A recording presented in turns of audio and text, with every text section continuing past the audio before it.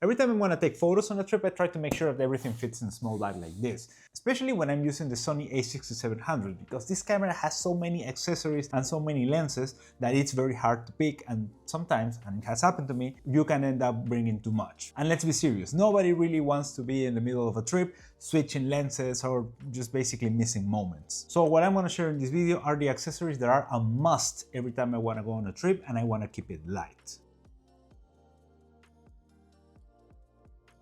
First of all, we have the camera itself, which is the Sony A6700, and the lens that I'm using right here is the Sigma 17 to 40mm f1.8. And this lens itself is one of the reasons, if not the biggest reason, that my setup became so small. And you may be thinking, is it really small? Because the lens doesn't really look that small. And you're right.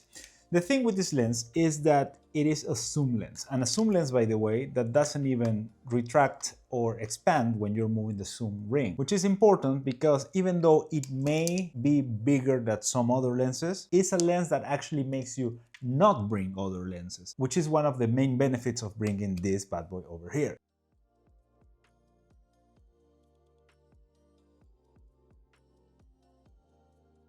For years in different trips, and when I was using this camera and its predecessor, the Sony A6500, I was bringing different types of lenses on my trip. So for example, I was bringing many primes, one of them being the 55mm from Sigma, or I've also had the 16mm from Sigma, or sometimes I was even thinking that I may do some weird shots with some fisheye lens from TT Artisans that I have, a 7.5mm. And the reality may be that, yeah, you may use those once every trip, but is it worth it? Is it worth it bringing many lenses for one single trip? Because in the end, just bringing a bag like this is not going to be enough. On top of that, you need to start thinking, what is the combination of lenses that I want to bring on this trip? Is it the 15 plus the 56? But what if I miss something in the middle? So on and so forth. And at some point, what I did was get a zoom lens. A zoom lens that is not this one. So basically, I went for another Sigma lens, an 18 to 50mm f2.8 from Sigma, which by the way, it's way cheaper than this one and has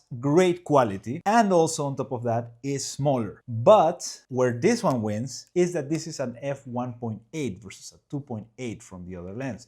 So if you are going to be in situations where you know that you're going to be with low light, I think that this one will help you more. Nonetheless, if you are in a budget constrained situation, the other lens performs amazing. Now, talking about the Sigma 17 to 40mm lens, last year I bought this right before a trip that I had to Japan, where I wanted to make sure that I was replacing two lenses at least with this one, and I did. In fact, this lens replaced the Sigma 16mm f1.4 lens and my 18 to 50mm f2.8, effectively making this lens that pretty much never gets out of my camera. If you have seen any of my other videos, this is the camera and lens that I shoot everything at 17mm, and when I do some street photography, sometimes I just go with this and then I leave it at, I don't know, 24, 35, whatever I want. And again, one of the big things with this lens is that it's very good for low light photography.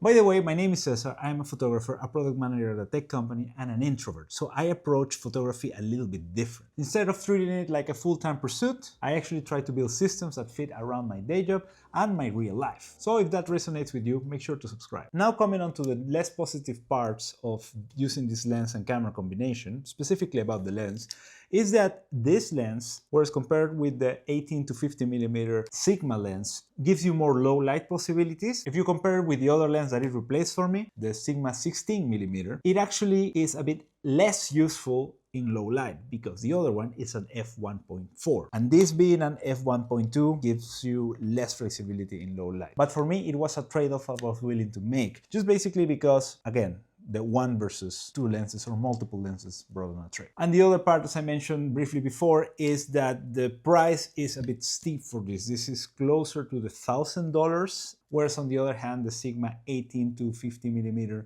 is half that price. But if you factor in the Sigma 16mm, you start getting very close to the price of this lens. But I would say I would not get this with price being the main reason of why I get it. It's more about the convenience of just having one lens. And then talking a little bit about the camera, of course, it's an APS-C camera, which I've used a lot in the last couple of years, and I really have enjoyed it. And in fact, I was actually enjoying the A6500, which is the predecessor of this. The one thing I would say that this camera is not so good at is at, well, holding on when you are doing recordings, when you're doing filming. And if you're on a trip, you may want to be doing some filming with the camera, especially because this camera is super capable in terms of filming. But if you reach the, I would say, 30-minute mark when recording at 4K, and in my case at least at 24 frames per second, then you can get to a point in which it overheats.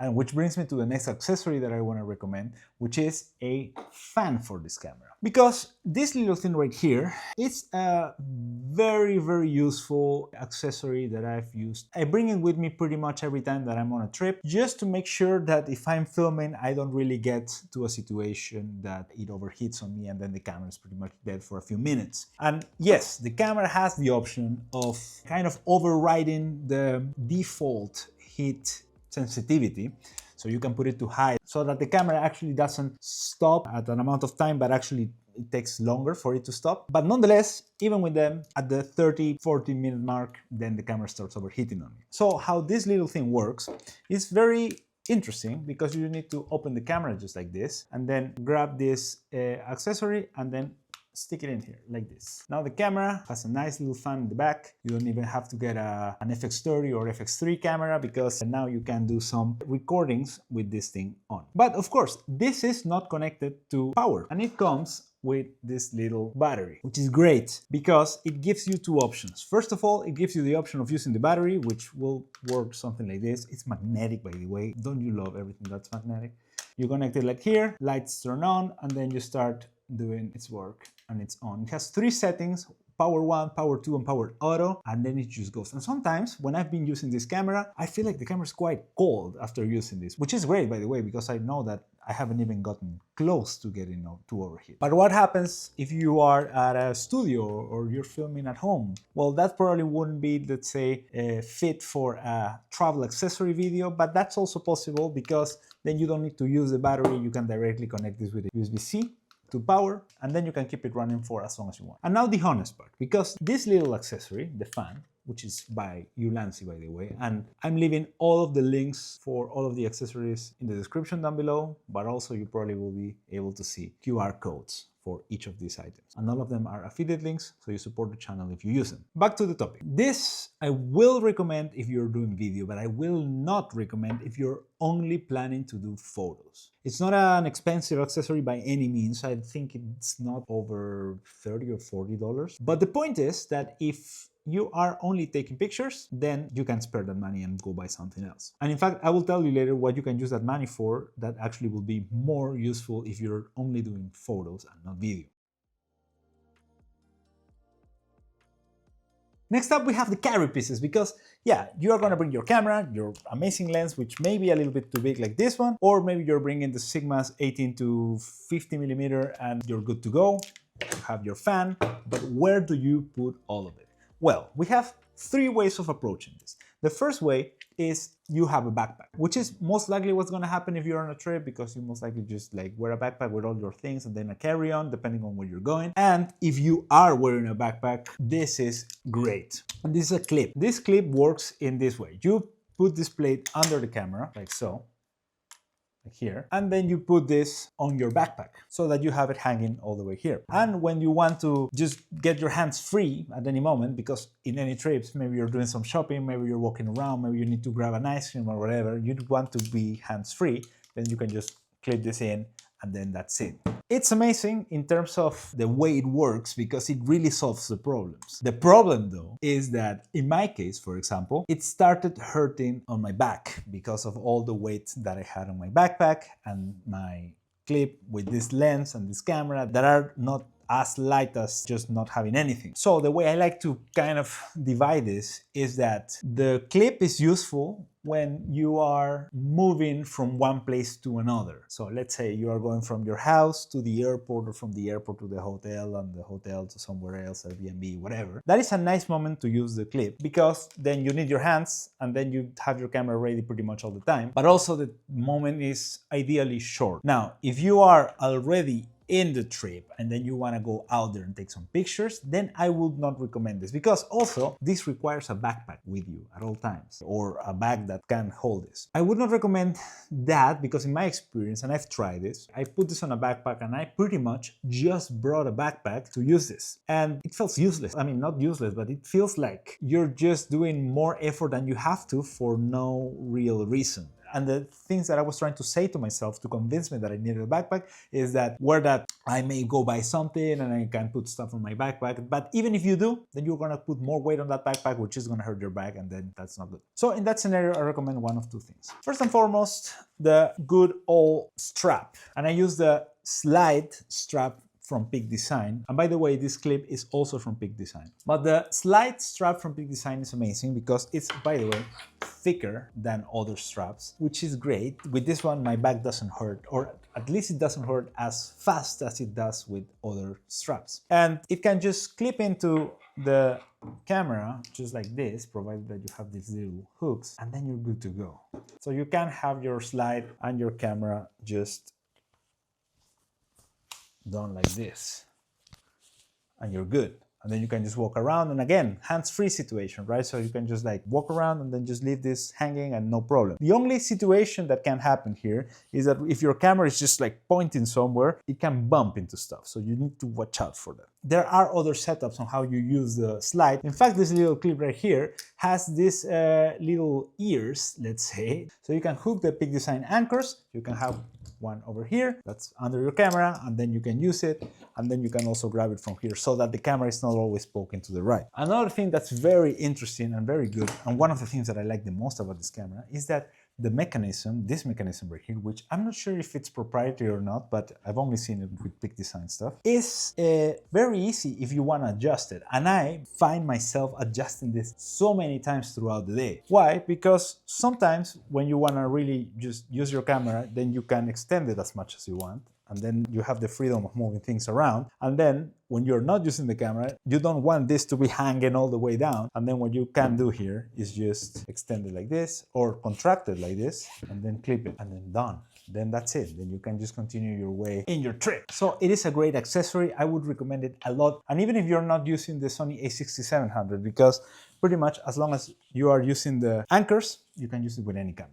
And another point, and this is why I'm wearing it again, that's very important with this strap, is that this strap, as you can maybe see or maybe not over here, has these little rubbery lines, which are not there just because they look cool, which, I don't know, you tell me if they look cool. They are there because when you're moving your camera, the surface that is touching your shirt has to be very slidey, right? Hence the name, I guess, slide. Or maybe it's because of this. But when you don't want to be moving your camera, you want it to stick. So according to the instruction manual, you should just do this, and then that's it. And then you have the rubbers touching your shirt, and then it shouldn't move as easy. All of those things and many other are what draws me always towards Peak Design, because they are very intentional with the design decisions that they have, which doesn't take away that the accessories from Peak Design are quite expensive, but nonetheless I think they are worth it because they are very good quality. So again, second way of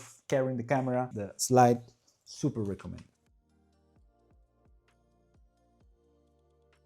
But now you may be thinking, Cesar, what about other way of bringing the camera? Because what if it starts raining, for example?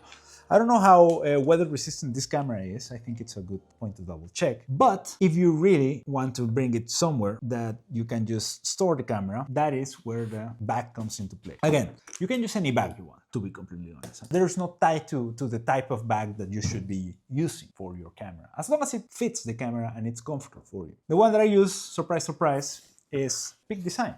This one is the Peak Design Everyday Sling 6 liters, which is, well, not super small, but also not super big. So in fact, if you're going on a plane, this is still within the allowed size that you can go into the plane and still carry a backpack and nobody will complain. In fact, I haven't had any problems with that. And if anyone works at an airline and actually thinks that this would be a problematic thing, please don't tell anyone, because I'm not to change that way of traveling. The whole point here is that you bring something that doesn't only fit pretty much this and maybe some batteries, but also gives you possibilities of putting more things in. And that's the whole point with it. I've had the 3-liter bag, and yes, it does fit this kit with all the things that I'm mentioning. I mean, even though it's very bare bones, but it doesn't allow you to bring more stuff. But when on a trip, it's very important that you have this option. Why? Because you may want to carry your AirPods, maybe you want to carry your sunscreen, your keys, sunglasses, whatever. Or maybe you bought a little souvenir and you want to put it somewhere, you don't really have a pocket for that, or your pockets are too small. You want to have a bag. And this bag allows me to do that. So basically, well, I can show you. The way I have it is just a big empty space. And sometimes I use one of the dividers where I can just say like, okay, from this side is camera stuff, and from this other side is just my whatever, my daily carry, my EDC. And then at the top, I normally keep some space for my batteries and some other stuff. And then it does have one compartment that I've never ever used, which is this one right here. It's like a division where some people put a notebook, some people put an iPad. I don't know. I don't use it for any of that. And in fact, if I bring my iPad, I don't think this would be the most comfortable place to put it. Maybe if it was an iPad mini, yes, but I don't know who owns an iPad mini. If you own an iPad mini, let me know. And in the front, it has this pocket where I keep notebooks, just in case, with a pen, because you may need to fill in a form and you need to have a pen. And most importantly, where I keep these little straps. And these straps are very important because, as you can see, the Peak Design Everyday Sling 6-liter, and all of them actually, have these little hooks at the bottom. This one right here and this one right here. And these are for you to hook the straps and like so. And then on the other side, you will do the same so that you can carry something long here, like a tripod. And that is a point that I'm not using in this video. I'm not bringing a tripod because in my experience throughout my life, I've used tripods, or I brought tripods to trips, but I never used them. I brought mini tripods, I brought big tripods that can compress, travel tripods, any type of tripod, and actually I never ever used a tripod because maybe my style is a bit more run and gun rather than, okay, let's set up the tripod here, let's sit here, let's put a timer in the camera, etc, etc. The one tripod that I've actually used in the past is the one that I used in for this video, which is filmed by my phone. And it's this one, which is magnetic. Just slap it into the back of your phone and then you're done. And then it also compresses like this, and then it hooks into wherever you need to hook it, like your bag or whatever. But now,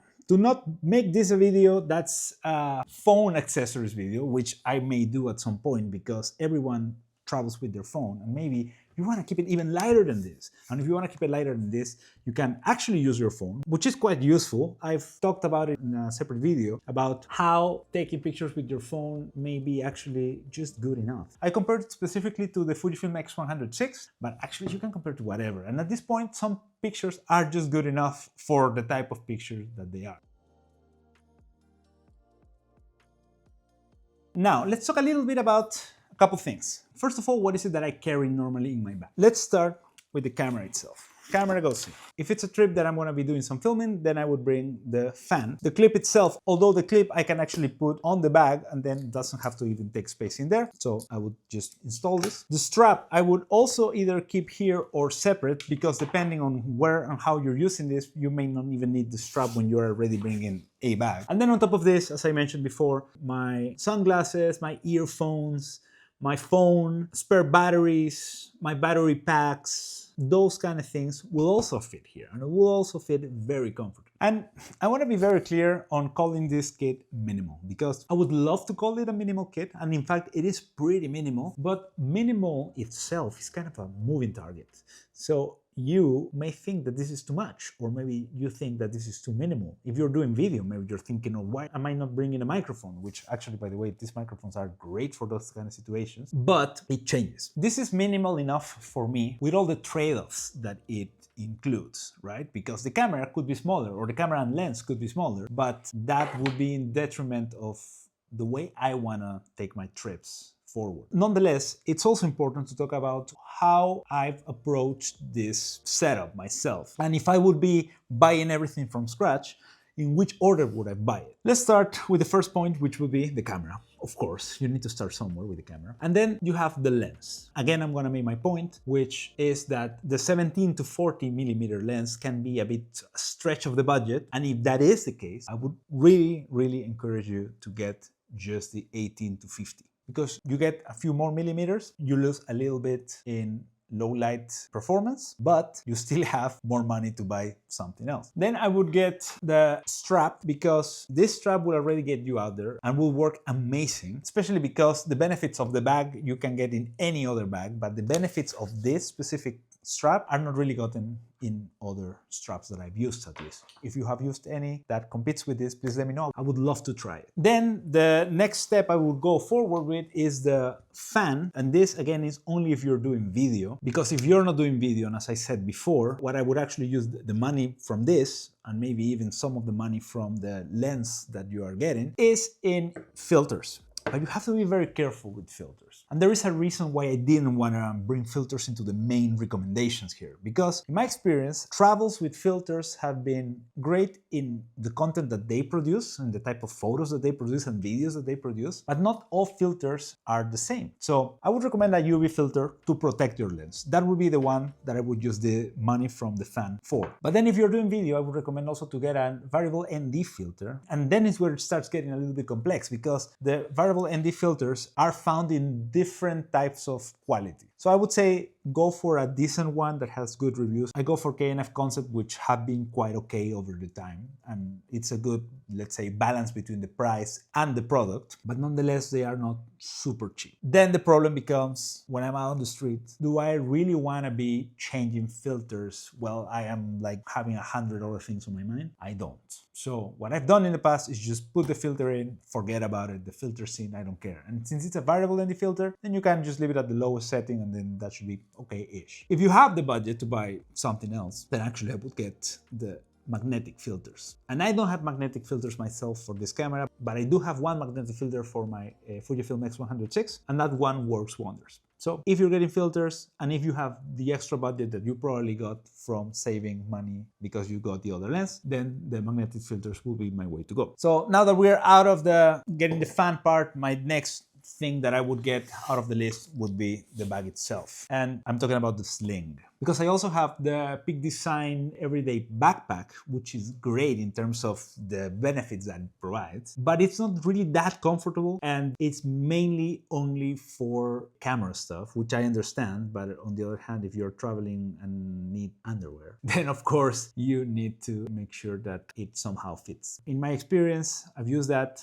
but then I had to bring a carry-on as well, because that's where my clothes are and some other things. So it started becoming a bit of a logistical situation. On top of the fact that if you're using this thingy right here, the clip, and you're putting your camera there in your backpack, then your back is going to be hurting a lot. And again, as I also said, you may not even want to go the way of bringing so much, right? The whole discussion on if this is actually minimal is up to you and up to anyone who watches the video. But if you really want to actually keep it minimal, as I mentioned before, you can use your phone. And for that situation, I made a video about all the settings in the camera of your phone so that you can learn it up, down, right, left, whatever, so that even if you don't have your camera, you can still produce killer photos. So go watch that next. Let me know if you like this video, subscribe, like, comment, do all that engagement stuff. See you in the next one. To build systems that build